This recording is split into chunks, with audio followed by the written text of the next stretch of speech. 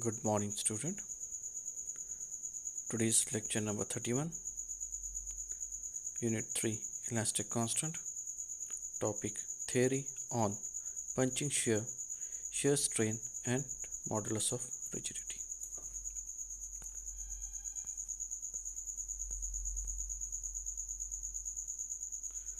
Punching Shear. We have a diagram, a block. सामने एक block दिया गया है.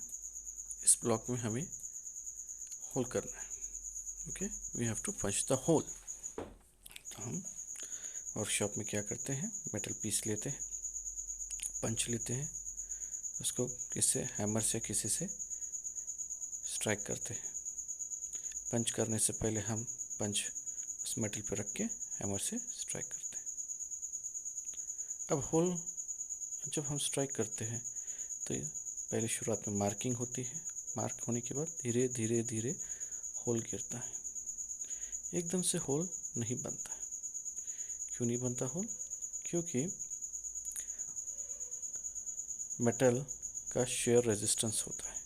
मेटल रेजिस्ट करता है. अब ये डायग्राम देखिए. डायग्राम में बीच में मरून कलर में होल दिया गया. आजू बाजू ब्लू कलर में शेयर फोर्स दिया गया. ब्लू कलर में सर्कमफ्रेंस, अलोंग द सर्कल के सर्कमफ्रेंस शेयर फोर्स दिया गया है. होल का डायमीटर d है. मेटल प्लेट की थिकनेस t है. ठीक है. तो जब तक हम हैमर से स्ट्राइक करके या पंच पे स्ट्राइक करते करते करते जब तक ये इसका मेटल का शेयर फेलियर नहीं होता है या फिर हमारा शेयर फोर्स उस शेयर फेलियर तक नहीं आता है, तब तक हम उसे स्ट्राइक करके उसे पंच करते रहते हैं. होल होते रहता है. उसी के बाद वहाँ पे होल बनेगा. ठीक है.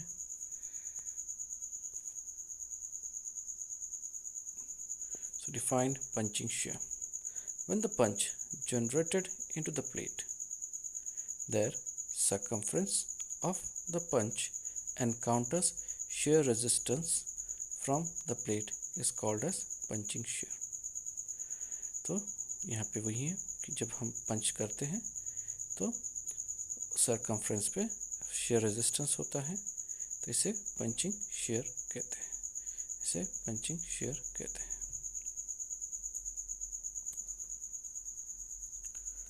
When a hole is punched in a steel plate having thickness T, the shear force acts tangentially to the area of circumference of hole as shown in figure.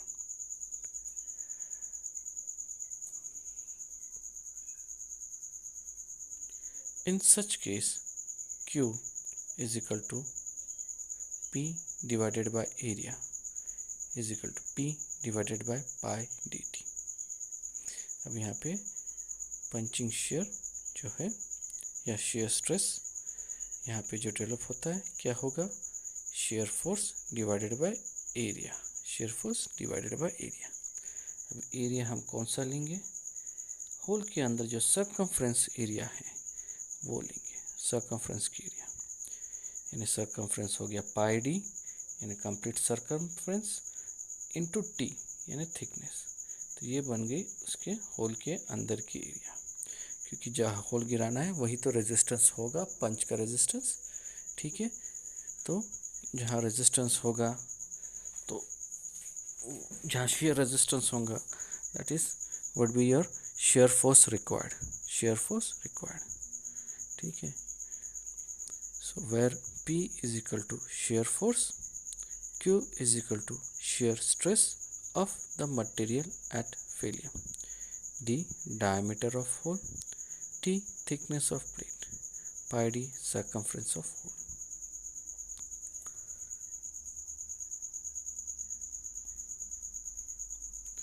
और force required to punch the hole, या कितना force रखना है hole punch होने के लिए.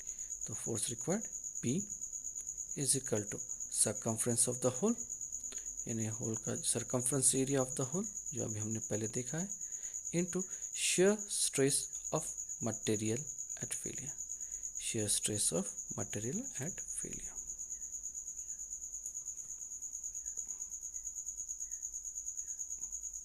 Next is shear strain। अब हम डायग्राम देख रहे हैं, diagram A shear stress Q और डायग्राम बी shear strain।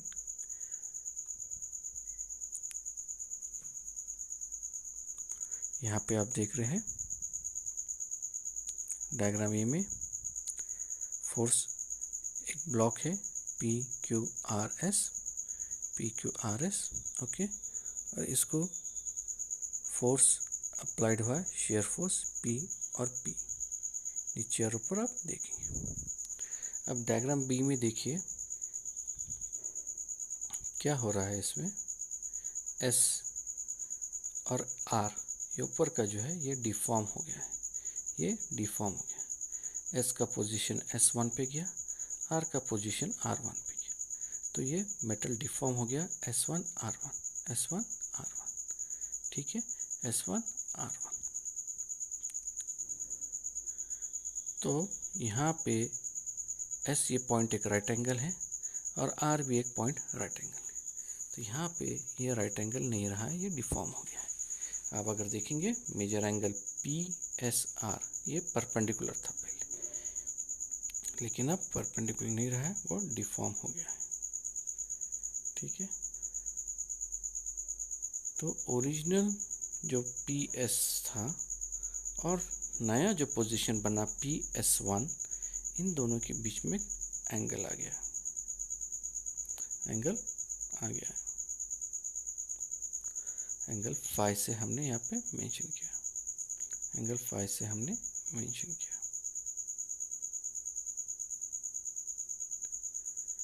सो RQR1 ये एंगल फाई से रिप्रेजेंट किया, वैसे SPS1 ये एंगल फाई से रिप्रेजेंट किया। ये एंगल है आपका shear strain, ये एंगल है आपका shear strain, ठीक है। ये डायग्राम ठीक से देख लीजिए, यहाँ पे एंगल के सामने की बाजू या हम ट्रायंगल देखते हैं S1SP और दूसरा ट्रायंगल R1RQ, तो इसमें फाई एंगल की ऑपोजिट जो साइड है वो है S1 और इसके एडजेसेंट साइड है SP SS1 opposite side, adjacent side SP। तो tan फाई क्या हुआ, tan ऑफ फाई हो गया opposite upon adjacent, opposite upon adjacent, यानी SS1 divided by SP, SS1 divided by SP, okay. So let's see again.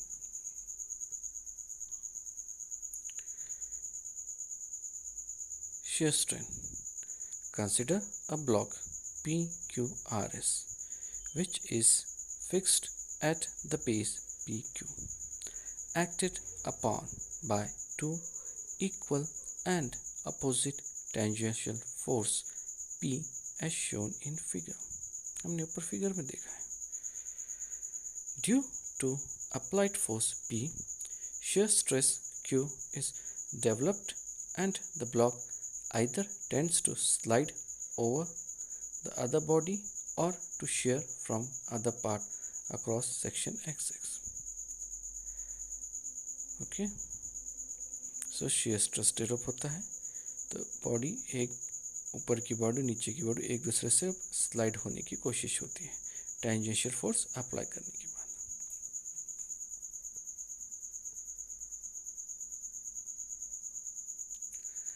As a result of the shear force, SR will deform to S1 R1,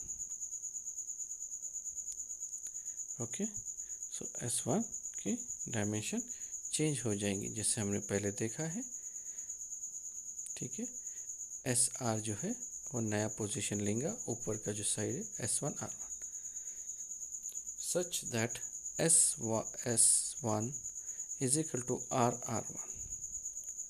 The block at the base PQ will not deform because it is fixed at base. The side RQ has laterally moved to the position R1Q, turning through a small angle phi. Tan of phi is equal to opposite divided by adjacent, which is equal to R1 divided by RQ. Phi is equal to R1 divided by RQ.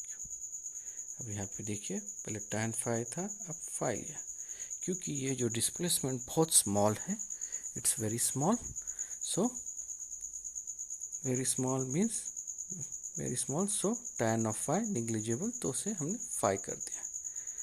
Okay, it's very small.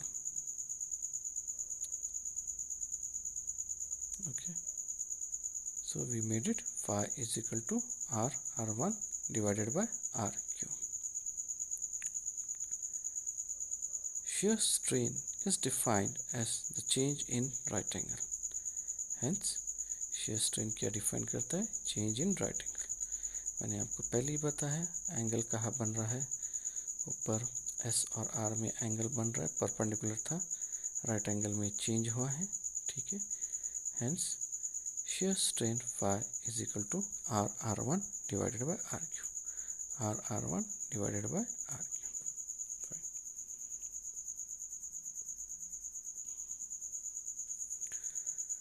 Modulus of rigidity. The ratio of shear stress to shear strain is called as modulus of rigidity. It is denoted by letter G or C or N. Modulus of rigidity G is equal to shear stress Q divided by shear strain phi. G is equal to Q divided by phi.